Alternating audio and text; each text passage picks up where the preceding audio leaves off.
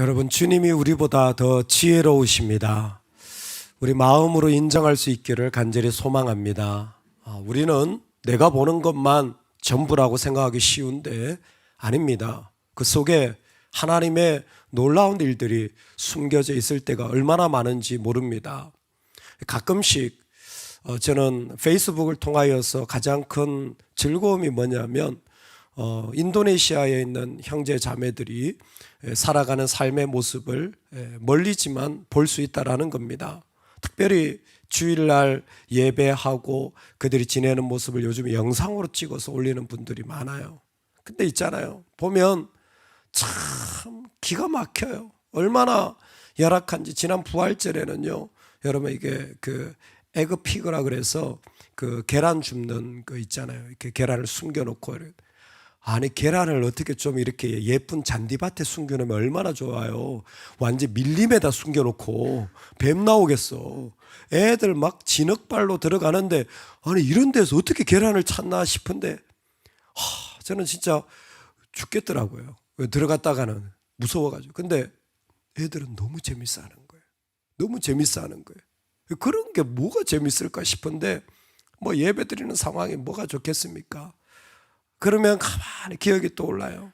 한 분이 저기 의료 사역을 해서 왔는데 자신이 벌써 의사 선생님은 암이 온몸에 번져가지고 복수가 차가지고 며칠 안 남았다고 얘기하는데 그분은 자신이 암인지도 몰라요. 자꾸 배가 불러온다고만 얘기하지 한 번도 병원을 가본 적이 없으니까 자기가 암에 걸려가지고 이게 말기가 돼가지고 이미 복수가 차가지고 이제 며칠 안 남았다라는 걸 전혀 몰라요. 그런데도 불구하고 예배하고 있습니다.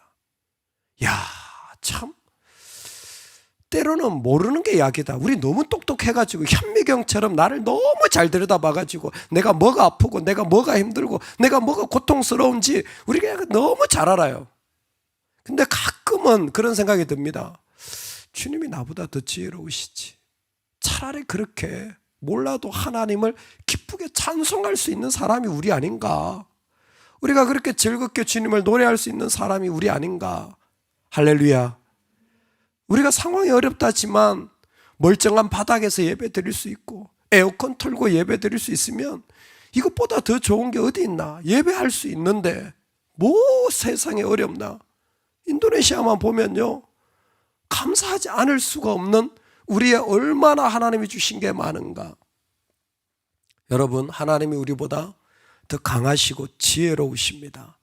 우리에게 빠져있는 마음들을 주님께 건져 올릴 수 있기를 소망합니다. 아멘. 제가 왜 이 말씀을 드리냐면 사실 이 마음을 가지지 못하면 오늘 시편을 대할 수가 없을 것 같아요. 이 시편은요, 목사님들이 가장 설교하지 않을 시편일 것 같아요. 처음부터 끝까지 고통이에요. 처음부터 끝까지 고통이에요. 뭐 건지움 받았다거나 거기에서 뭔가 빛이 있다거나 뭔가 소망이 있다거나 이런 걸 발견해, 이런 게 하나도 없어요. 처음부터 끝까지 고통이에요. 그냥 그 고통이 끊이지 않는 삶의 자리에 계속 이어지는 거예요. 나의 영혼에는 재난이 가득하며 나의 생명은 스올에 가까웠습니다. 죽은 것 같은 거예요. 무덤에 있는 것 같은 겁니다. 죽은 자 중에 던져진 바 되었으며 살았는지 죽었는지 모를 정도로 내가 왜 사는지 모르겠어요. 곤란으로 말미암아 내 눈이 새하였나이다. 아무것도 볼 수 없는 시력이 상실되어져 버리는, 그래서 더 이상 이제 내 몸을 내가 가눌 수도 없는, 걸어갈 수도 없는 그런 상황들이 계속 이어지고 있는 게 시편입니다. 여기에 반복되는 고통이 뭐냐면 고통 중에 제일 큰 고통이 뭘 것 같습니까? 육체의 고통, 몸을 못 움직이는 거 다 고통스러워요. 근데 인간은 몸보다 영혼이 고통스러운 거예요. 내 친구들이 다 떠난 거예요. 두 번이나 말하니까 사람들이 다 떠난 거예요. 내가 아프고 내가 연약하고 움직이지 못하고 만날 수도 없으니까 뭐예요? 처음에는 위로했던 사람들도 다 떠나간 겁니다. 그래서 제일 큰 고통이 뭐냐면 외로움이에요. 외로움이에요. 그 외로움이 너무 깊으면요, 아무리 좋은 환경에 있어도 그게 아무 의미가 없는 거예요. 그 고통이 외로움을 오랜 동안 겪으면서 사람들에게 그 떠나는 모습을 보며 시인은 고백합니다. 내 가장 가까운 게 이제는 흑암이 되었다. 그래서 시가 흑암으로 끝나요. 이런 시가 다 있습니다. 흑암으로 끝나요. 눈을 떠보면 그냥 흑암밖에 없어요. 이게 내 가장 친한 친구가 되어진 거예요. 눈만 뜨면 흑암이 내 삶에 가득한 겁니다. 오죽하면 표제어도 말라란노 슬픔이라는 말이에요. 우울이라는 말이에요. 그냥 슬픔을 노래할 수밖에 없는 슬픔입니다. 구체적으로 뭐가 그렇게 힘드냐? 추측해 볼 수 있는 것은 15절에 보면 내가 어릴 적부터 고난을 당하여 죽게 되었사오며 라는 말을 보니까 아마 선천적으로나 어릴 적부터 이 고통에 빠져 있었던 것 같습니다. 그리고 9절에 보면 이 사람이 갇혀서 나갈 수 없게 되었나이다. 아마 이 병은 딱 가둬놓고 나오지 못하게 하는 병인 것 같아요. 가둬놓고 나오지 못하게 하고 유전되거나 어릴 적부터 그 병을 앓는다면 우리가 유출할 수 있는 병은 한 가지입니다. 문둥병입니다. 부모로부터 이어받은 전염성이 강해서 거의 그리고 이 병에 걸리면 동네로 딱 격리가 되어서 마을 밖으로 그들의 거주지만으로 아마 그럴 겁니다.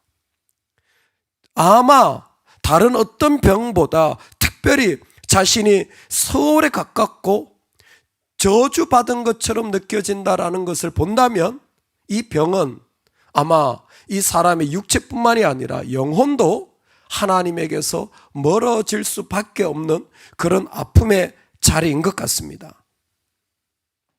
하는 것마다 안 되고 뭘 해볼 수도 없는 인생입니다. 아니, 스스로 피해 다녀야 되는지도 모릅니다. 참, 이 질병을 통하여 이 사람이 삶의 자리에 나아갈 수 있는 게 뭘까요? 아무것도 없습니다. 여러분, 육체의 질병만 그렇습니까?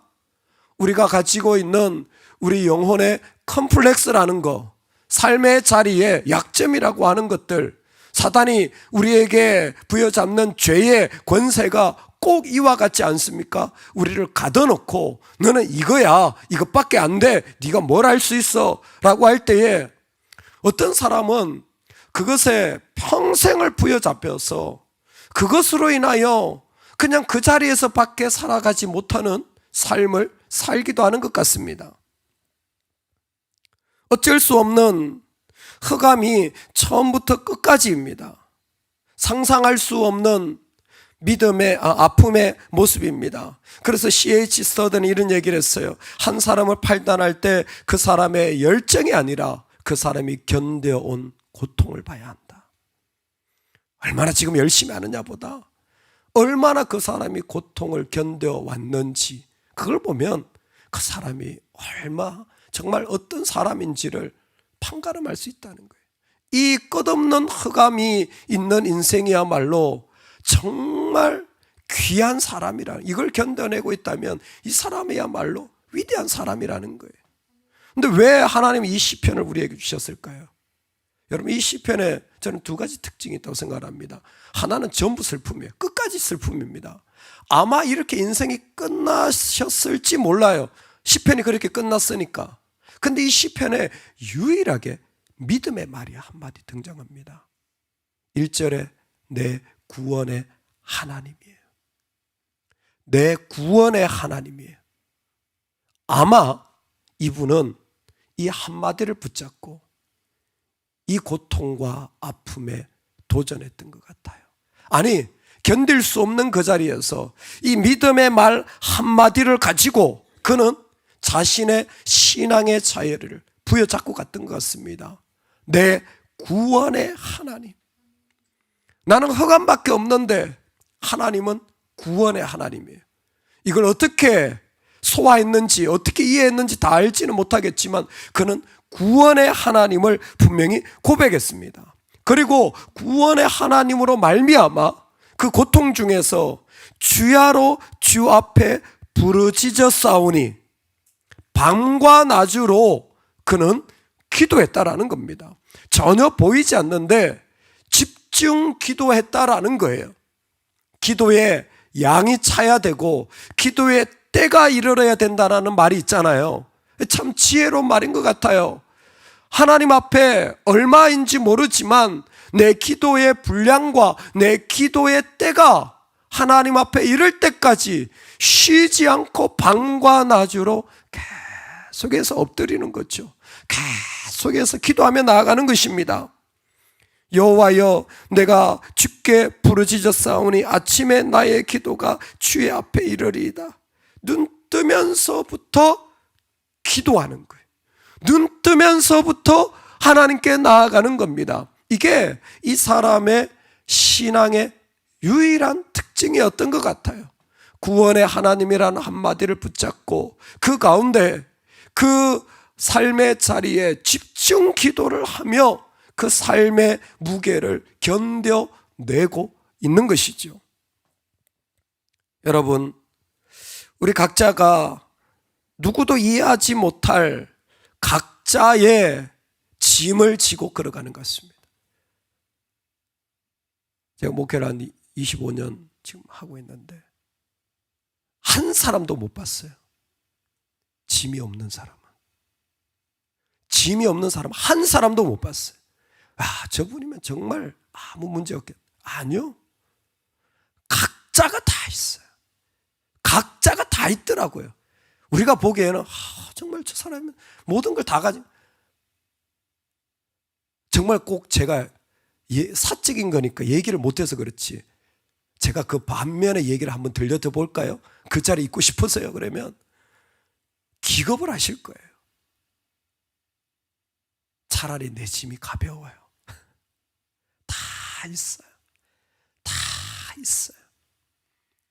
이 짐이 언제 끝날지 아마 각자 모르실 수도 있을 것 같습니다. 우리 각자가 그러니까 어떻게 이 길을 걸어가야 될지 모를 때도 있을 것 같아요. 그러면 어떻게 할까요? 왜 이 슬픔의 시를 줄까요? 저는 첫 번째 여기에 지혜가 있다고 생각합니다. 표제어가 마을 날르 안노신데요. 마을 날르 안노는 고통이라는 말이에요. 근데 구체적으로 말하면 이게 고통을 노래하고 춤춘다라는 말이에요. 그러니까 지금 시인은 뭘 하고 있냐면 고통의 춤을 추고 있는 거예요. 나한테 있는 말할 수 없는 어려움, 짐, 그 답답한 마음들, 그것을 지금 뭐 하냐면 표현하고 춤추고 있는 겁니다. 여러분, 내 안에 있는 거 여러분 마음껏 표현하고 춤추실 수 있기를 주의 이름으로 축원합니다. 그 노래에 맞추어서 그걸 계속해서 드러내세요. 누구에게? 하나님에게. 하나님에게 그 고통과 마음을 표현하세요. 그래서 가만히 보면 1절에 주 앞에서 부르짖어 싸우니 라는 표현이 있고 13절에도 주께 부르짖어 싸우니 라는 표현이 있고 또 9절에도 보면 여전히 내가 주를 부르며 두 손을 들었다라는 표현이 있어요. 근데 안신학자는 표현하기를 그가 기도했습니다. 첫 번째. 9절쯤 가면 그가 부르짖었습니다. 13절쯤 가면 그가 하나님을 향하여 그 부르짖음 속에 들어가서 깊은 절망에 그 아픔의 마지막 그 고통까지, 그 고통의 끝자락까지 하나님 앞에 주님, 내가 감당이 안 되고 죽을 것 같습니다. 하나님이 고통의 자리를 보시옵소서. 어떻게 보면 차라리 이런 말이라는 거예요. 하나님 차라리 저를 데려가세요. 하나님 차라리 저를 데려가세요. 저는 할 수가 없습니다. 아마 그 마음의 부르짖음이 1절에서 9절로 9절에서 13절로 생각하면 할수록 끝까지 가는 거예요. 여러분, 고통의 춤을 춘다는 게 뭐냐면 내 고통의 끝까지 가세요. 마주해 보라는 거예요. 왜 이렇게 할까요? 이건 복음입니다. 고통의 끝까지 가면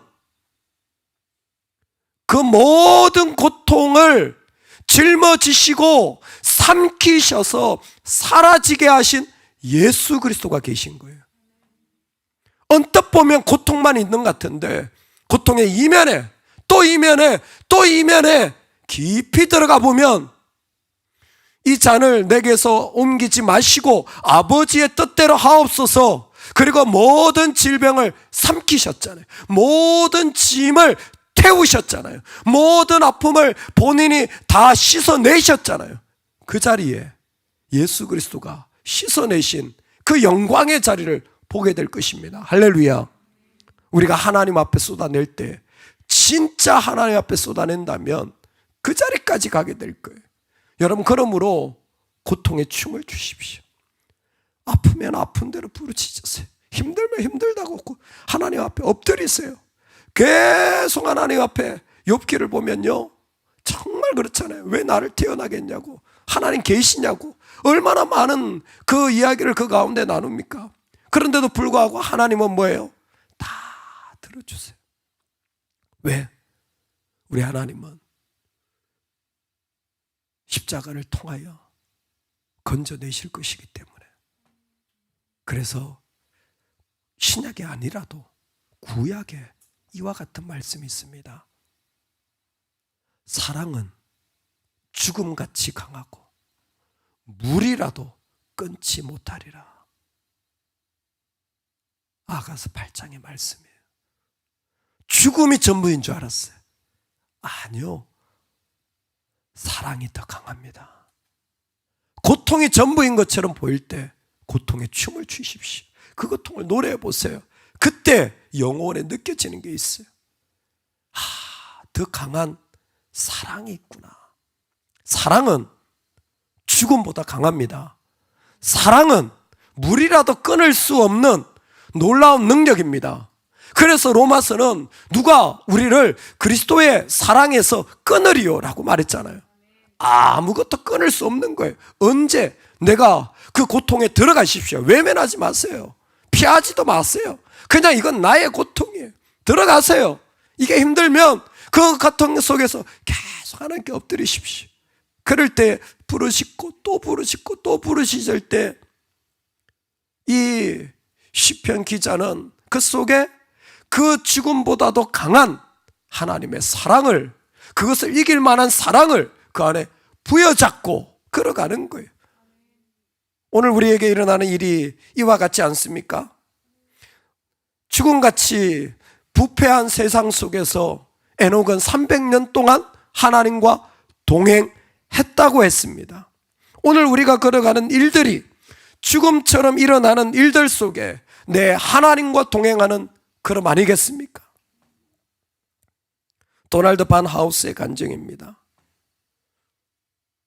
아내가 아픈 것 같았는데 병원에 갔더니 암으로 진단을 받았고 얼마 되지 않아서 그 암이 번지기 시작하여서 결국은 치료하는 중에 하나님 부름을 받게 되었어요.